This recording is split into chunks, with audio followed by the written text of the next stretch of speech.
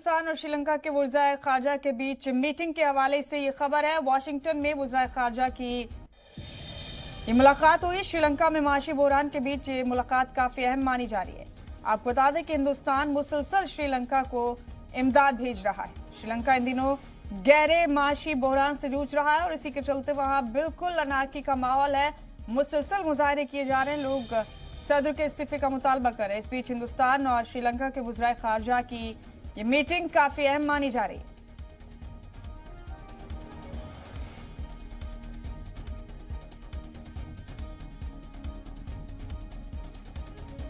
और एक और अहम अपडेट भी है। श्रीलंका को इक्तिसादी बहरान से बाहर निकालने में हिंदुस्तान मदद करेगा। वॉशिंगटन में हिंदुस्तान और श्रीलंका के वज़ीर खजाना की मीटिंग होने वाली है। बड़ा अपडेट आपको दे रहे हैं।